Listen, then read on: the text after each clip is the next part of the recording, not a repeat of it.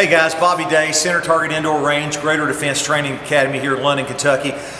We've been asked a lot of questions over the last several months, or had a lot of people that have asked us to do some training videos and talk about some different components of shooting, some things that help us, some things that work good for us, and that's what we're going to start doing. So over the next couple months, we're going to be doing some videos on grip, we're going to be doing some videos on sight alignment, trigger press, all those different things. And I think regardless of where you're at, it's going to help you. We're going to give you some different information that's going to be beneficial to you as we go. As with any firearms training, we're going to go ahead and show that the weapon that we are working with is safe and is clear. As you can see, it's locked to the rear. There's no magazine in this firearm. I'm going to manipulate the slide a few times. I'm going to physically inspect the weapon, make sure it's good to go. And as you can see, we are operating with a safe weapon. Okay, I'm going to be demonstrating everything today from a right-handed perspective. So if you're left-handed, obviously you'll just have to switch what we're talking about. As far as grip's concerned, for me, I like to have some index points on the weapon and on my hand that I want to make sure I hit every time I make contact with this with the pistol. The first one is the webbing of my hand. I want to make sure the webbing of my hand is high on the back strap, high on the tang area, to where I'm almost pressing a little bit of flesh. You can see a little bit of the meaty portion of the palm of the webbing of my hand coming up on that. That's index point 1 for me. Index point 2 would be my middle finger touching the bottom of the trigger guard. And lastly, with my strong hand, my index finger, my trigger finger, laying along the edge of the frame and pointed in the direction of the target. That is my strong hand grip.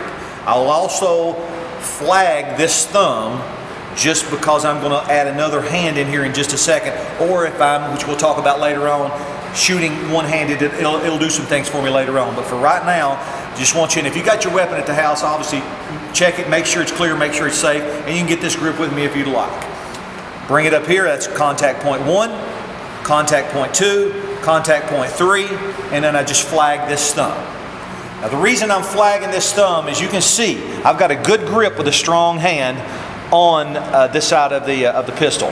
As I roll it over, I've got a lot of the pistol that's not got any hand on it whatsoever. On this side, I want to try to use my hand to fill up as much as this as I can.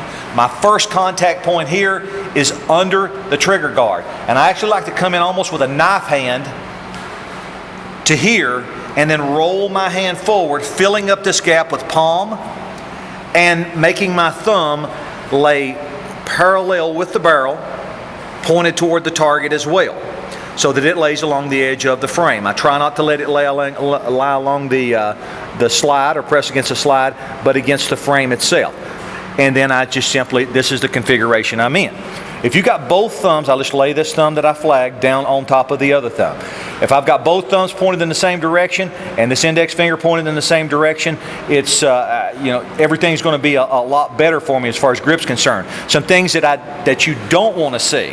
When I see somebody and I see opposing thumbs and I see somebody getting ready to shoot like this, it just makes me almost cringe, because nothing good is going to happen as a result of that. The slide manipulates when the weapon is fired on a semi-automatic weapon, and usually that results in some blood and some band-aids and a trip to the first aid kit when it grips like that. Another example of a grip that is not preferred would be the cup and saucer type grip, where you've got the strong hand is good, I've got the strong hand on it, but I'm simply resting it on the other hand and shooting in this configuration. One thing I always like to ask myself is this. You've seen the grip I had, we walked through the grip together, we've got our hands in this configuration. If I take this hand away, my strong hand, have I still got a good grip on the weapon? And this helps me to understand if I'm actually utilizing this weak hand or my support hand to its fullest. For example, if I'm using the cup and saucer and I take the strong hand away, I've got very little grip on this weapon, very little control of this weapon. If I've got my hand here and I take it away, obviously there's nothing, because this hand's simply supporting the back hand. Something else that will also help you as well is when you come in with a knife hand, as we talked about, you roll this forward. A question I want you to ask yourself when you come up on target is, I want you to flag your hand. And when I say flag your fingers, I want you to do this. If your fingers are pointed at a 45-degree angle, then that's a really, really good sign that you're going to be able to control or mitigate this recoil a lot better. If my fingers are like this when I flag them straight out, then obviously I have a little bit of a bend in the wrist, so this weapon's going to do more of this whenever it's recoiling versus this. Grip is really misunderstood because a lot of times people think, well, if I don't have a good grip, I can't hit the target. But for slow fire, single fire, no time limit, not concerned about recoil, it doesn't matter what kind of grip I get, I can hit the target if I don't jerk and I don't do anything else. So I can have a poor grip. As I said, this is a good grip. This would be considered a poor grip. I come up here to where the trigger's at and I get it here. As long as those sights are lined up and nothing moves with the trigger finger when I press it, I'm going to hit the target. But my follow-up shots and my recoil management is going to be very, very poor. Now, conversely, I can have the best grip in the world. We can actually come in here and mount my feet. We'll talk about stance and all that later. You can pour my feet in concrete. I have the best grip. We can glue my hands to this, or I can glue yours to it, and press the trigger to the rear. But just as that weapon breaks, or just prior to that ignition of that primer, if I do that, I'm going to miss. So what grip has the most effect on is the recoil management, trying to mitigate that and getting quicker follow-up shots on target. Does it have a little impact on accuracy? You know, well, if I'm not comfortable, it could have some, but ultimately the major reason we're getting that good grip is for follow-up shots and to control and help us mitigate that, and not to hurt our hands. If we're like this, as we talked about, opposing thumbs, obviously we're going to sustain some injuries. But we're going to demonstrate here in just a little bit. As I said earlier, I'm going to have a poor grip. I'm still going to hit the target. But my follow-up shot is going to be really, really poor just because it's going to take me so long to get back down on the target. Also, we got to get used to the fact that our grip starts, or our grip begins, wherever we're going to draw this weapon from. So now, granted, I have a holster on now, but let's say it was in a backpack, it was in a bag, wherever it's at. Ladies, maybe in your purse, maybe wherever the case may be, wherever you've got it at. But the grip, you start the grip as soon as you lay hands on the weapon. So you see my holster here. As soon as I come in to get this weapon, I've already got my hand high on this tang of the weapon. I've already got my second point of contact here under the trigger guard, my third point of contact here. And then I'm just simply waiting to join those hands up as it comes out. As we said earlier, we'll have more classes on sight alignment, trigger press, all those different things that are other components of shooting a handgun. But today we're just focusing on grip and hopefully giving you some tips that are going to help you with that. Okay, guys, now we're going to demonstrate some of the things we already talked about. We're about 7 yards away from the target. We're actually going to fire some rounds downrange. As I told you earlier, just from a slow fire, not worried about a follow-up shot. Grip doesn't have that much bearing on your accuracy as long as you don't do anything else to disturb those sights. Case in point, this is a good grip. We talked earlier. And if I come up and press the trigger, obviously I got a good grip.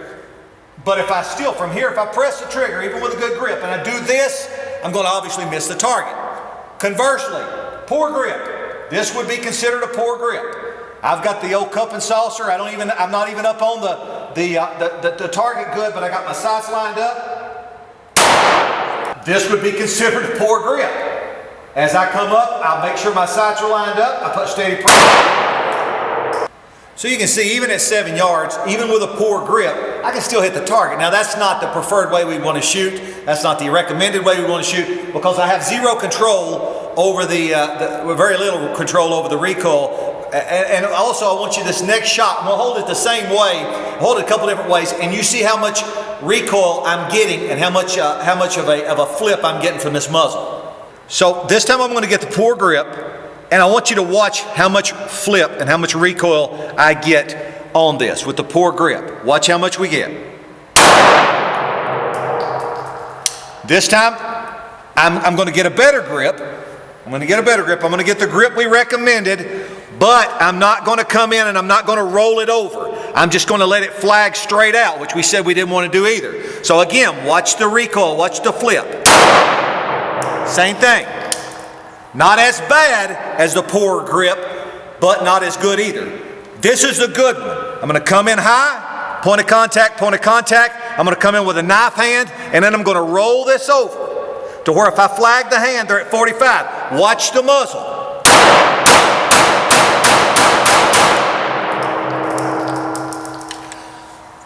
What that allowed me to do whenever I flagged that hand is to be able to control or mitigate the impact of that recoil a little bit better.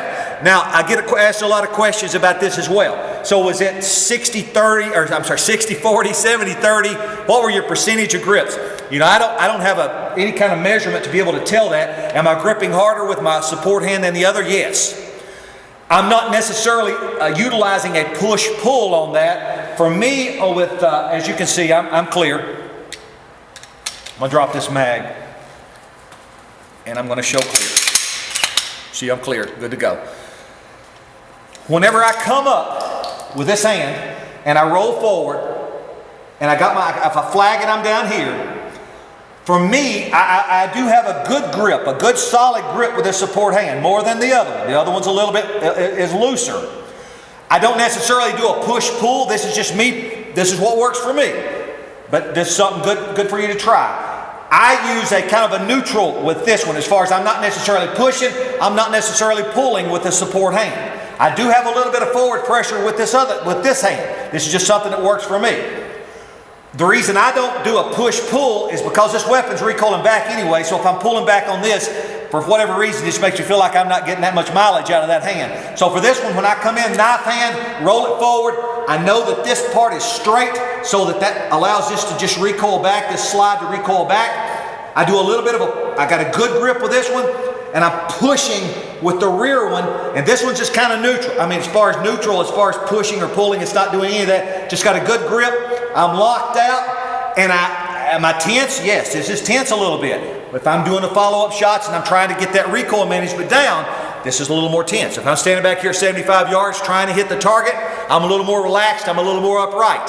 But all those things we'll talk about and we'll get into more as we advance these videos and as we move through. So hopefully you've got something from this that's going to benefit you in some shape, form, or fashion, whether you're a new shooter, whether you've been shooting a long time competition, or whatever the case may be. Try some of this stuff out. You can see how much of a flip it reduced there with that. Nobody you're going to be able to ever, unless you're a ransom rest, going to be able to control that recoil. But hopefully these techniques will allow you to mitigate it to some degree. Appreciate you watching. Everybody stay safe. Thanks for what you do for us.